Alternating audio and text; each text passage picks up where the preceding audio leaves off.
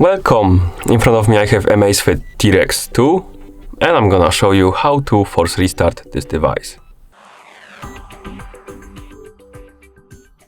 To force restart this watch, simply press and hold the select button and keep holding it for about 10 seconds, basically until the screen turns off. So let's press and hold the select button, keep holding it.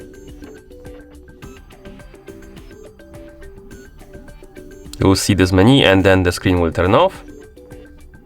And once it turns off, you can release the select button and wait until the watch is done rebooting. And we are back into the system, and that's how you force restart this watch. Thank you for watching. If you found this video helpful, please consider subscribing to our channel and leaving a like on the video.